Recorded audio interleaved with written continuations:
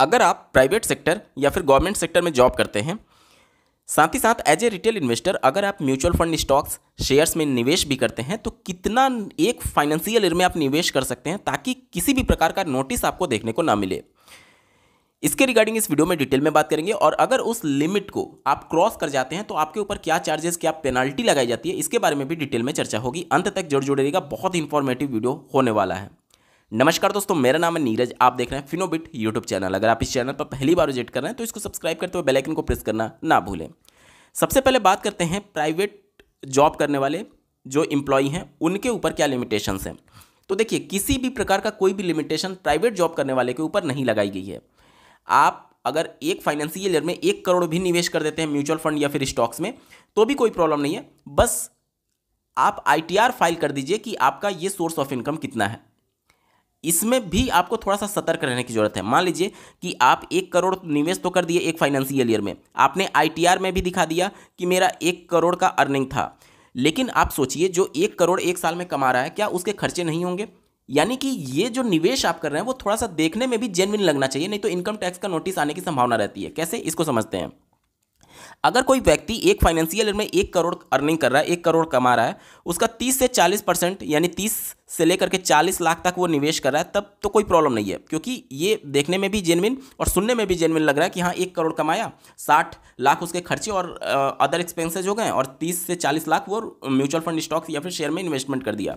लेकिन आप खुद सोचिए कि 1 करोड़ कमाया और पूरा का पूरा निवेश कर दिया, क्या ये प्रैक्टिकली पॉसिबल है? उस कंडीशन में इनकम टैक्स आपको नोटिस भेज सकता है, क्योंकि इनकम टैक्स के ऑफिशियल पोर्टल पर जब आप जाएंगे तो वहां पर आप शेयर्स में कितना निवेश कर रहे हैं, स्टॉक्स में कितना निवेश कर रहे हैं, वो फाइनेंशियल ईयर में आपका वहां पर शो होता है। मतलब कि इनकम टैक्स डिपार्टमेंट को पूरा पता है कि आप कितना रुपया निवेश कर रहे हैं। इवन 1-1 रुपये तक का भी उनके पास आपका पूरा हिसाब किताब होता है, क्योंकि आप म्यूचुअल फंड, स्टॉक्स या फिर शेयर कहीं पर भी निवेश करेंगे तो किसी ना किसी ब्रोकर फर्म के माध्यम से या फिर किसी AMC के माध्यम से या फिर किसी डिस्ट्रीब्यूटर के माध्यम से करेंगे। और ये सभी जो होते हैं वो एंटिटीज हैं जो कि इन्फॉर्म करती हैं इनकम टैक्स डिपार्टमेंट को कि इतने रुपए का ट्रांजैक्शन हुआ है। तो एक पैसे का ट्रांजैक्शन का रिकॉर्ड इनकम टैक्स डिपार्टमेंट को पता है।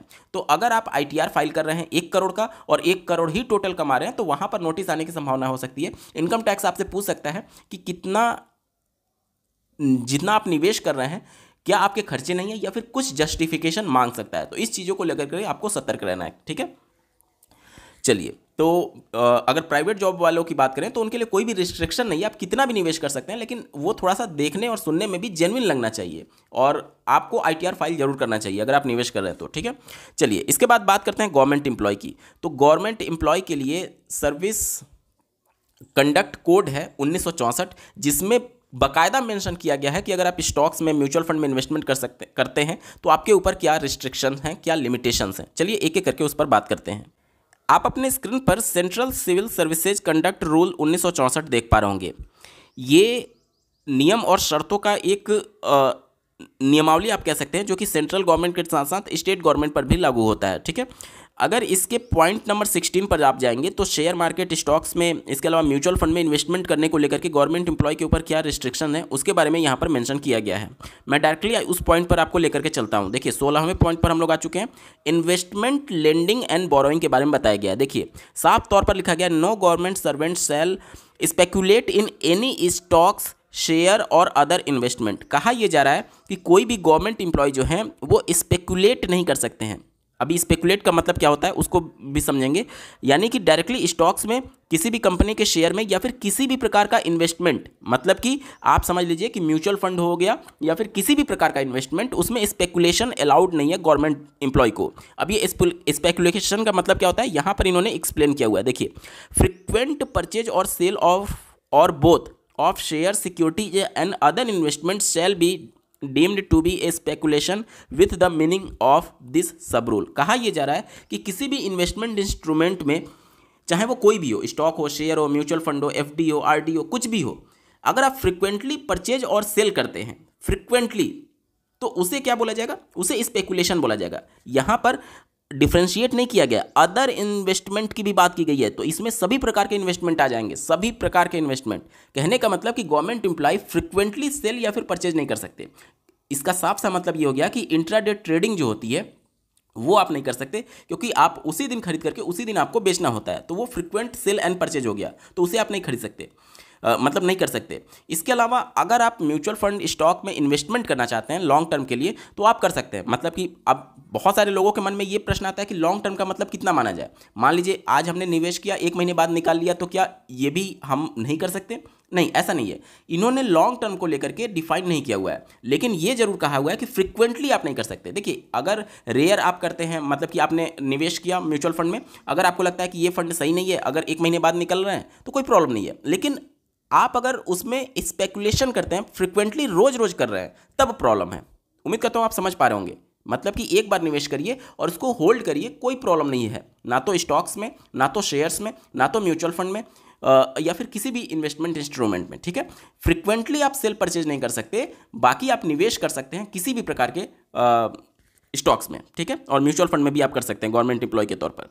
इसके अलावा बहुत सारे लोगों के मन में शंका रहती है कि चलिए मैं नहीं कर सकता हूँ एज ए गवर्नमेंट एम्प्लॉय, लेकिन क्या मैं अपने फैमिली मेंबर के बिहाफ पर कर सकता हूं? तो यहां पर भी रिस्ट्रिक्शन है कि जो गवर्नमेंट एम्प्लॉय होते हैं वो किसी भी प्रकार का डीमैट अकाउंट नहीं ओपन कर पाएंगे, या फिर किसी भी प्रकार का अपने फैमिली के बिहाफ पर वो निवेश नहीं कर सकते। कहने का मतलब कि बहुत सारे लोग जो ट्रेडिंग करना चाहते हैं, इंट्राडे ट्रेडिंग, वो अपने फैमिली मेंबर के नाम से करने लगते हैं, उनका डीमैट अकाउंट बना करके, तो वो भी चीज़ें नहीं की जा सकती हैं, प्रैक्टिकली पॉसिबल नहीं है, या फिर यूँ कह लें कि रिस्ट्रिक्शन है गवर्नमेंट एम्प्लॉय पर। ठीक है, आप निवेश करिए अपने नाम पर या फिर अपने फैमिली के नाम पर, कोई प्रॉब्लम नहीं है। लेकिन जहाँ पर स्पेकुलेशन आ जाएगा, मतलब कि फ्रिक्वेंटली सेल एंड परचेज वाला कॉन्सेप्ट आ जाएगा, वहाँ पर प्रॉब्लम है। ठीक है, और आपको सो कॉज नोटिस भी आ सकता है। इसके अलावा कुछ लिमिटेशंस हैं पैसे को लेकर के कि एक फाइनेंशियल ईयर में, एक कैलेंडर ईयर में आपको कितना निवेश करना है गवर्नमेंट एम्प्लॉय के लिए। और अगर आप प्राइवेट एम्प्लॉय हैं या फिर मान लीजिए कहीं बिजनेस करते हैं, तो वहाँ पर तो आप अपनी इनकम को थोड़ा बहुत मैनिपुलेट भी कर सकते हैं, लेकिन एज ए गवर्नमेंट एम्प्लॉय ये पॉसिबल ही नहीं है कि आप कुछ गलत इन्फॉर्मेशन दे। क्यों? क्योंकि जो भी आपका एम्प्लॉयर होगा, चाहे आप स्टेट गवर्नमेंट के एम्प्लॉय हो या फिर सेंट्रल गवर्नमेंट के एम्प्लॉय हो, जो भी डिपार्टमेंट है, वो आपका टीडीएस डेटा रिपोर्ट जो है वो अपलोड करता है इनकम टैक्स डिपार्टमेंट को, अपडेट करता है। इसका मतलब क्या हो गया कि जितनी आपकी सैलरी मिल रही है वो सारा इन्फॉर्मेशन इनकम टैक्स डिपार्टमेंट को पता हुआ है। आपकी बेसिक कितनी है, आपका टोटल कितना रुपया आपको मिला, सब कुछ उनको डिटेल पता हुआ है, और उसके हिसाब से यहाँ पर रिस्ट्रिक्शंस हैं कि कितना आप एक कैलेंडर ईयर में निवेश कर सकते हैं। चलिए उस रिस्ट्रिक्शन के बारे में बात करते हैं।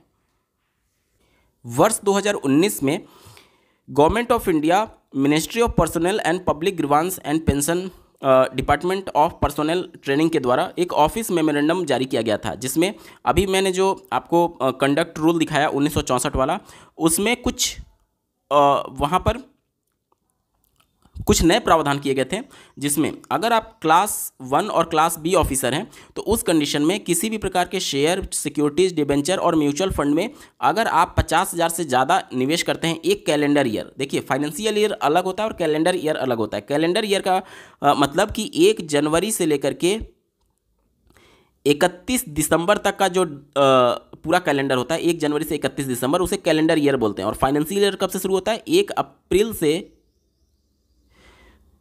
31 मार्च तक का जो टाइम पीरियड होता है वो फाइनेंशियल ईयर बोला जाता है। तो यहाँ पर कैलेंडर ईयर का जिक्र किया गया है, यानी कि 1 जनवरी से लेकर के 31 दिसंबर तक जो भी आप निवेश करेंगे 50,000 से ऊपर, उसको आपको एक तरीके से इंटीमेट करना होता है, सूचना देना होता है। और अगर आप ग्रुप सी और ग्रुप डी ऑफिसर हैं तो उस कंडीशन में ये 25,000 की लिमिट रखी गई है। ठीक है, ये 2019 का शर्त था, जिसे थोड़ा सा बढ़ा दिया गया अब 2023 में एक नए लेटर के माध्यम से, जो कि मैं आपको आपके स्क्रीन पर दिखाता हूँ। आप अपने स्क्रीन पर देख पा रहे होंगे 20 मार्च 2023 को government of India, ministry of personnel public grievance and pension, department of personal and training के द्वारा एक नोटिस निकाला गया, जिसमें सभी राज्य के सेक्रेटरी और सभी यूनियन टेरिटरीज के सेक्रेटरी को ये पत्र लिखा गया था, limit for intimation in respect to transaction in sale and purchase of share, securities and debentures and etc. इसके अलावा म्यूचुअल फंड में भी आप करते हैं तो वो भी इस पर लागू होगा। ठीक है, अभी मैं सब कुछ दिखाने वाला हूँ। देखिए यहाँ पर ये कहा गया कि अगर आप एक गवर्नमेंट एम्प्लॉय हैं तो यहाँ पर देखिए, in light of rule 14(1) of AIS conduct rule 1968 with a view to enable the administrative authorities to keep a watch over the transaction in any stock, share and other investments etc in respect to members of all India service it has been decided that the intimation may be sent to the enclosed pro forma to the prescribed authority every year if the total transaction in stocks, share and other investment etc exceeds 6 month basic pay of government servant during a calendar year to be submitted by 31 January of subsequent year।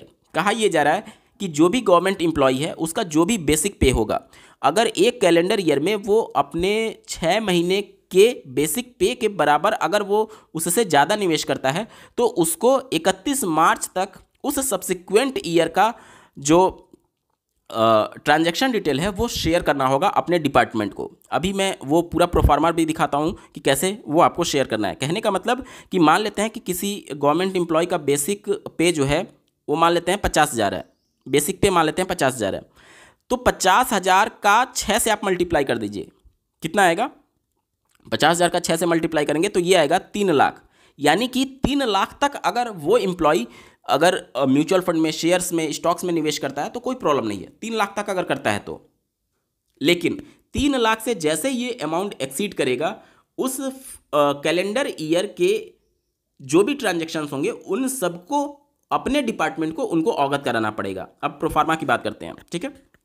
देखिए ये वो है proforma for intimation of total transaction in any stock, share and other investment etc under rule 16(5) of AIS conduct rule 1968। यहाँ पर देख सकते हैं name of the officer, यहाँ पर एम्प्लॉय का पूरा नाम आ जाएगा, यहाँ पर उसका डेजिग्नेशन आ जाएगा और यहाँ पर किस कैडर से वो बिलोंग करता है वो यहाँ पर आ जाएगा। एम्प्लॉय आईडी या फिर कोड जो होता है वो यहाँ पर आ जाएगा। स्केल पे यहाँ पर मेंशन करना है और यहाँ पर देख सकते हैं detail of each transaction made in share, securities, debentures और other investment etc during calendar year, attach separate sheet if required. तो पूरा डिटेल यहाँ पर मेंशन करना होगा और अगर आपको यहाँ पर पूरा डिटेल मेंशन करने में जगह कम पड़ा है तो आपको अलग से भी शीट आपको अटैच करने के लिए बोला गया है, ठीक है।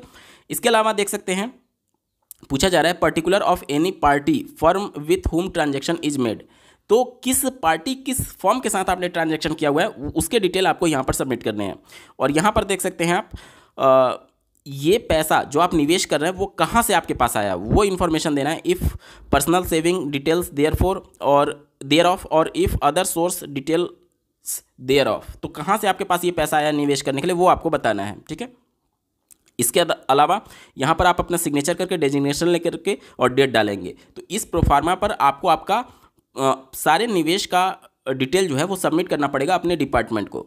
कब करना पड़ेगा? अगर टोटल 6 मंथ का जो बेसिक पे होता है उससे बियॉन्ड अगर आप निवेश करते हैं। कहने का मतलब कि 50,000 अगर आपका बेसिक पे है और 3 लाख से ज़्यादा एक कैलेंडर ईयर यानी 1 जनवरी से लेकर के 31 दिसंबर तक अगर आपने निवेश कर दिया तो इसकी सूचना आपको 31 जनवरी 2000 मतलब कि उस साल के अगले साल के 31 जनवरी तक आपको अपने डिपार्टमेंट को इसकी सूचना देनी होगी कि मैंने 6 मंथ के बेसिक पे से ज़्यादा निवेश किया हुआ है, ठीक है। और अगर आप इस तरीके का नहीं फॉलो करते हैं तो हो सकता है कि आपको आपके डिपार्टमेंट या फिर इनकम टैक्स डिपार्टमेंट की तरफ से नोटिस देखने को मिल सकता है, ठीक है। तो बेसिक पे के 6 महीने के बेसिक पे के बराबर अगर आप निवेश करते हैं कोई प्रॉब्लम नहीं है गवर्नमेंट एम्प्लॉय को, लेकिन इससे ज़्यादा निवेश करते हैं तो आपको इंटीमेशन देना होगा, सूचना देना होगा। अगर आप सूचना दे देते हैं तो आप कितना भी निवेश करिए, आप उनको बता दीजिए कि पैसा कहाँ से आ रहे हैं और कहाँ से निवेश करें, फिर कोई प्रॉब्लम नहीं है, ठीक है। उम्मीद करता हूँ आपके सारे डाउट्स क्लियर हो गए होंगे। बावजूद इसके अगर आपका कोई प्रश्न रह जाता है तो कमेंट के माध्यम से पूछ सकते हैं। आपको ये वीडियो कैसा लगा, मेरा एफर्ट कैसा लगा, कमेंट के माध्यम से जरूर बताइएगा और ऐसे ही महत्वपूर्ण अपडेट के लिए चैनल को सब्सक्राइब करना ना भूलें। इस वीडियो को देखने के लिए आपका बहुत बहुत धन्यवाद। भगवान करे आपका दिन शुभ हो।